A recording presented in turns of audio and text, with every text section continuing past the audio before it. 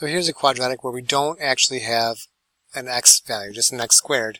That means I can definitely use that reverse PEMDAS trick where I do the steps in the opposite order and just get the x squared term by itself. I start by asking myself, is there anything to add or subtract? I see this 30 here. I'll subtract that from both sides. These will cancel off, and the left side will be 2x squared.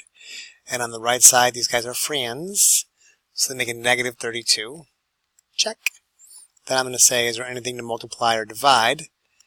This 2 here should be divided, for sure. That gives me x squared equals negative 16. Took care of that. And now to get rid of the exponent, if it's squared, I can square root it.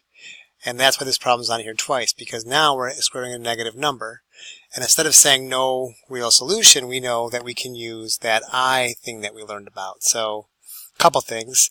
I put the square root in here to get rid of the squared. That means it's going to be plus or minus. It's a negative number, so at first I'll pretend like it's positive. So I'm in my head, I'm trying to square root 16. I know the answer there is 4. But because it was a negative number, I'm going to put an I on there to indicate that, yeah, what I square rooted was a negative number. So the final answer here should be plus or minus 4i.